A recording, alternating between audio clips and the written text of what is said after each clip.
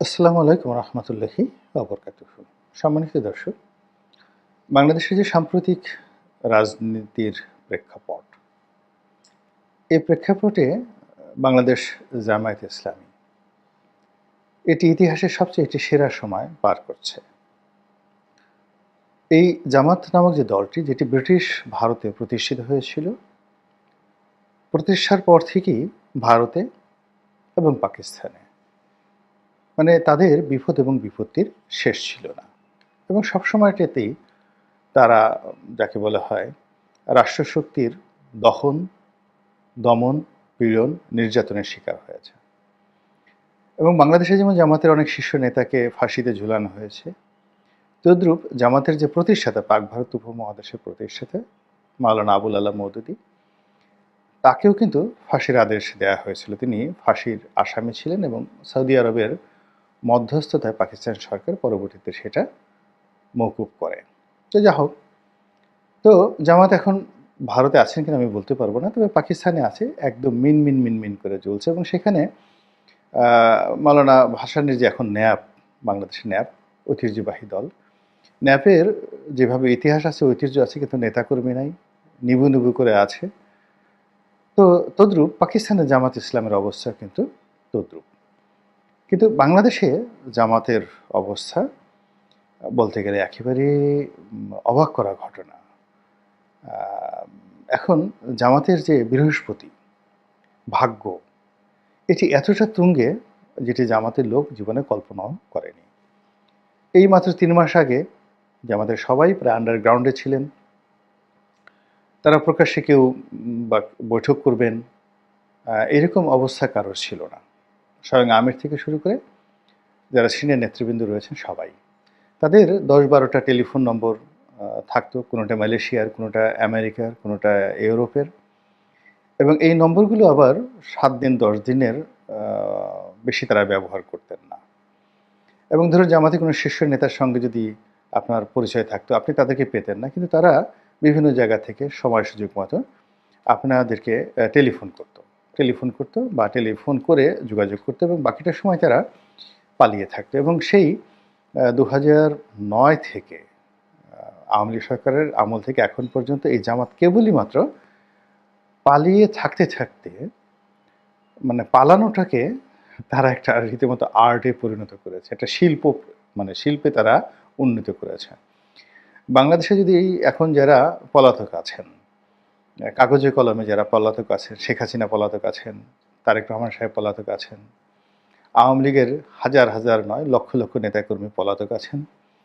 তো কিভাবে পালাতে হয় নিরাপদে, কিভাবে পালিয়ে নিরাপদে থাকতে হয়, কিভাবে জেলে যেতে হয়, আবার জেল থেকে নিরাপদে বের হয়ে আসতে হয়, এবং বের হয়ে কি করে রাজনীতি করতে হয়, তারপরে শক্তিধর লোকদের ছায়াতলে কিভাবে থাকতে হয়, এবং জেলে যাওয়ার পরেও রাগ না করে সেই জেলারের সাথে সম্পর্ক রাখতে হয়, মানে কারোর সাথে কোনো দ্বন্দ্ব সংঘাত না করে কি করে নিজেদের অস্তিত্ব বজায় রাখতে হয়, সাস্টেনেবল পাওয়ার।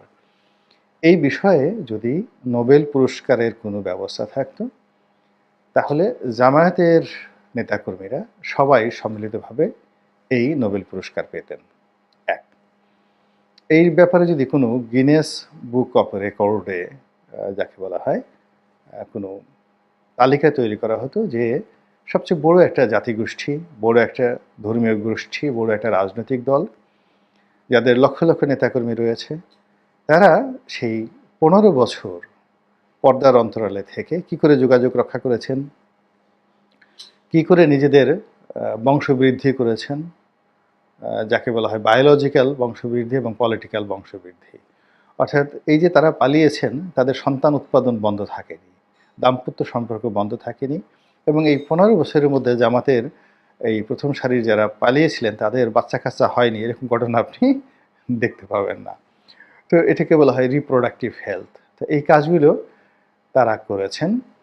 তারপরে তাদের যত প্রাইভেট কানেকশন রয়েছে, সেটা আওয়ামী লীগের লোকের সাথে হোক, বিএনপির সাথে হোক, সেনাবাহিনীর সঙ্গে হোক, তারপর পুলিশের সঙ্গে হোক, এই সব কানেকশন তারা এই পালিয়ে থেকে থেকে, জেলখানায় থেকে থেকে তারা রক্ষা করেছেন। এরপর তারা এই জেলের মধ্যে থেকেই নিজেদের যোগাযোগ করা, তারপরে যারা আহত, নিহত, যারা ক্ষতিগ্রস্ত তাদের পরিবারকে সহযোগিতা করে, এই পুরো জিনিসগুলোই তারা এতটা সায়েন্টিফিকভাবে করেছেন, যেটি গেরিলা যুদ্ধ বলেন, গোপন রাজনীতি বলেন কিংবা আন্ডারগ্রাউন্ড পলিটিক্স বলেন। এই ইতিহাসে জামাতের নাম একটি সফল সংগঠন হিসেবে লিখতে হবে, চমৎকারভাবে লিখতে হবে।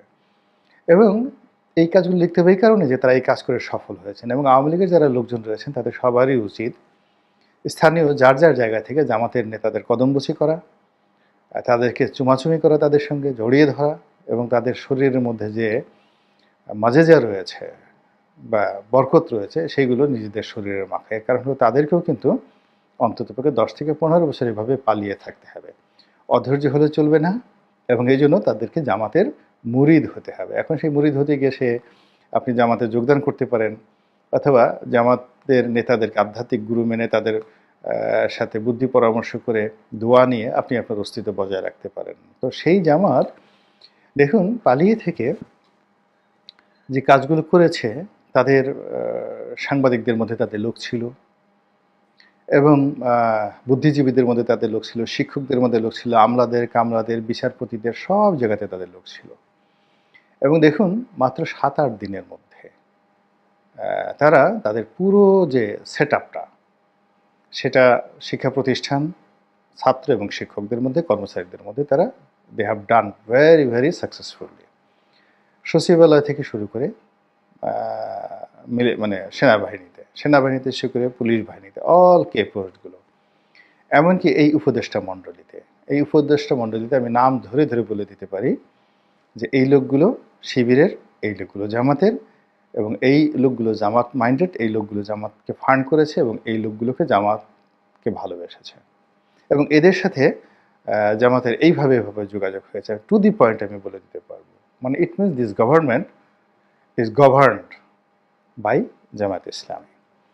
এখন এই বিষয়টি আওয়ামী লীগের লোকজন তো বুঝতে পারেই নেই, এখনও পর্যন্ত বুঝতে পারেনি, আর বিএনপির লোক দিন 15 হলো বুঝতে পেরেছে, এর আগ পর্যন্ত তারা বুঝতে পারেনি। এখন বিএনপি প্রথম বুঝতে পারার পরও তারা প্রথমে আঙ্গুল চুষছে, তারপরে তারা কষ্ট পেয়েছে, তারপরে তারা নিজেরা চিন্তা করেছে এটা হলো কী করে। এখন তারা রাগ হয়ে গিয়েছে এবং যেহেতু তারা রাগ হয়ে গিয়েছে ফলে তারা আর এক দফা জামাতের কাছে ধরা খাবে। এর কারণ হলো রেগে গেলেন তো হেরে গেলেন। আপনি যখনই রেগে যাবেন কারো প্রতি, সঙ্গে সঙ্গে সেখান থেকে আপনার পরাজয় শুরু হবে। আপনি যখন কাউকে গালি দিবেন, কারো বদনাম করবেন, তো সেখানে আপনার মনের ঝাল মিটবে বটে, কিন্তু আলটিমেটলি আপনার কোনো লাভ হবে না। তো এটা জামাত করেনি কখন অন্য সবার মতো। সে রাগ হয়নি, সে কাউকে ওইভাবে আঘাত করেনি, কারো রক কাটেনি, তারপর কারো সম্পত্তি দখল করেনি, চাঁদাবাজি করেনি, মানুষ বিভ্রান্ত হবে, মানুষ ঘৃণা করবে, এই ধরনের কাজ তারা করেনি এখনো পর্যন্ত।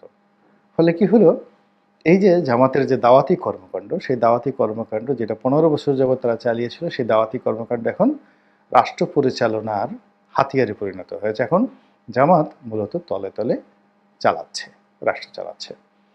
এখন এই যে তাদের যে তলে তলে রাষ্ট্র চালানোটা, এটি হয়তো বছরখানেক এভাবে তারা চেষ্টা করবে বিভিন্ন ফর্মে।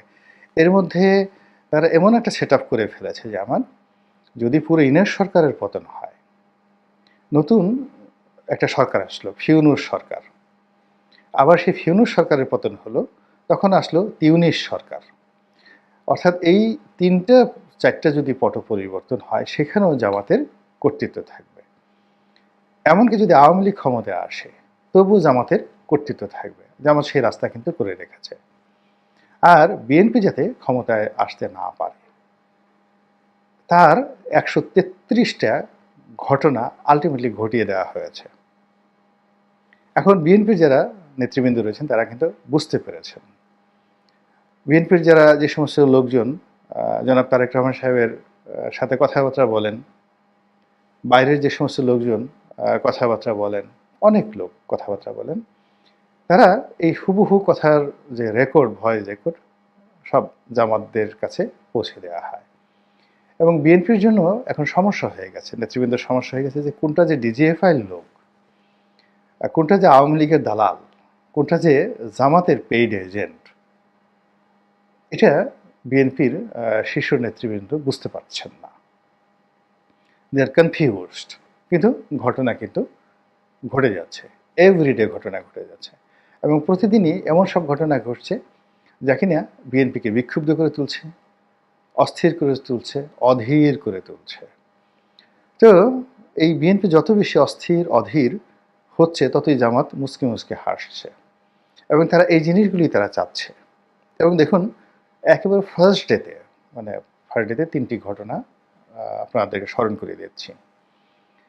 ধরুন, সেনাপ্রধান যখন কথা বললেন, তিনি দুইবার জামাতের আমিরের নাম বললেন, এবং জামাতের আমির যেখানে তাদের আজমি সাহেবকে আয়নাঘরে আটকে রাখা হয়েছে, আমান আজমি, গোলাম আজম সাহেবের ছেলে, যেখানে তারা 15 বছর যাবৎ এই ডিজিএফআইয়ের ভয়ে তারা পালিয়েছিল, বহুবার জেল খেটেছেন, বহু নির্যাতিত হয়েছেন, 7 দিনের বেশি একটা টেলিফোন ব্যবহার করতে পারেননি, এবং তারা 2-3টি গ্রুপ করে তারা যাকে বলা হয় তারা এই তাদের কর্মকাণ্ড চালিয়েছেন। যেমন আমিরের সাথে একটা গ্রুপ, তারপরে সাধারণ সম্পাদক গোলাম পারওয়ার সাহেবের সাথে একটা গ্রুপ।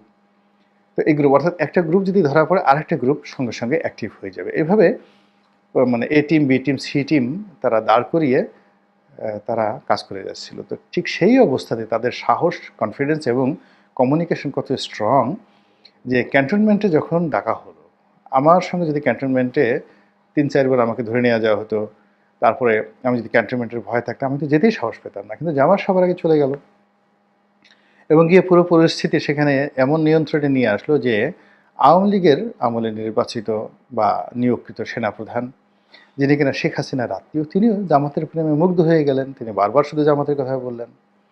আবার সেখানে অন্য যে সকল রাজনীতিবিদরা গেলেন, তারা সকলেই এই জামাতের অধীনতামূলক মিত্রতা মেনেই কিন্তু সেখানে গেলেন। জামাতের আমিরের কথার বাইরে কেউ সেখানে যায়নি, কোনো বুদ্ধিজীবী যাননি বা কোনো রাজনীতিবিদ সেখানে যাননি। তো এই যে যে তাদের যে কর্মকাণ্ড তলে তলে, এটা very very strong, very very strong. এটা দেখে আপনি খুব রাগ হতে পারেন। আবার দেখুন, দ্বিতীয় যে ঘটনাটি বলছি, সেটি হলো ক্ষমতায় আসার সঙ্গে সঙ্গে তারা দুটো কথা বললেন। বিএনপিকে ইন্ডিকেট করে বললেন যে এক জালিম গেছে, আর এক জালিমের কবলে এই দেশ পড়ুক, আমরা সেটা চাই না। Message is very clear. এবং সেই কাজটি কিন্তু তারা, মানে যে জালিম, আপনি যে একটা জালিম, এটাকে প্রমাণ করার জন্য যা যা করার দরকার সেই জিনিসগুলো করা হয়ে গেছে। এখন চাঁদাবাজির অভিযোগ যদি আনা হয়, বলেন তো যে আমাদের কয়জন লোকের বিরুদ্ধে চাঁদাবাজির অভিযোগ আনবেন? দখলের অভিযোগ কারোর জন্য বিরুদ্ধে আনবেন? গ্রাম বাংলাতে আওয়ামী লীগের কাছ থেকে চাঁদা নিচ্ছে, দোকান থেকে চাঁদা নিচ্ছে। এই যে 7ই নভেম্বর উপলক্ষে সারা বাংলাদেশে বিভিন্ন দোকান থেকে চাঁদা নিয়ে বড় বড় প্রোগ্রাম করা হয়েছে। এটা কি জামাত করেছে বলেন? কারা কারা করেছে? তো বিএনপিকে পচানোর জন্য প্ল্যান করে, পরিকল্পনা করে যা যা করার দরকার সবই করা হয়েছে। এটা জামাত করেছে, নট লাইক দ্যাট। কিন্তু এমন একটা পরিস্থিতি তৈরি করা হয়েছে যেন বিএনপি এই কাজগুলো করে। তো গেল, ফলে কি হচ্ছে, ওই যে ফার্স্ট মেসেজ জালিম, সেই জালিম কিন্তু বানানোর যে পরিকল্পনা সেটি করা হয়ে গেছে। আর থার্ড হলো, আওয়ামী লীগের সঙ্গে তাদের একটা বন্ধুত্বের যে দ্বার, সেটা প্রথমেই তারা মানে তিনি বললেন যে আমরা ক্ষমা করে দিয়েছি, আওয়ামী লীগকে ক্ষমা করে দিয়েছি, জেনারেল অ্যামনেস্টি। এবং সেটা তিনি খুব কর্তৃত্ব নিয়ে বললেন অ্যাজ ইট ইজ, যে তিনি রাষ্ট্রপ্রধান, সরকার প্রধান। সেটা নিয়ে সমালোচনা হওয়ার পর তিনি খুব কৌশলে সেটা কাটিয়ে নিলেন, এবং এখনও পর্যন্ত জামাতের সঙ্গে আওয়ামী লীগের কোনো বিরোধ তৈরি হয়নি। এবং আগামীতে যদি জামাত সরকার গঠন করে, তারা চাইবে বিএনপিকে প্রধান বিরোধী দল নয়, তারা চাইবে যে আওয়ামী লীগ তাদের প্রধান বিরোধী দল হোক। আবার আগামীতে যদি তারা 4-5 বছর এইভাবে টিকতে পারে এবং একটা ইলেকশনের মাধ্যমে যদি ক্ষমতা হস্তান্তর হয়, সেক্ষেত্রে তারা বিএনপির পরিবর্তে আওয়ামী লীগকে তারা ক্ষমতায় চাইবে, যদি তারা নিজেরা যেতে না পারে। কিন্তু তারা কখনোই বিএনপিকে চাইবে না।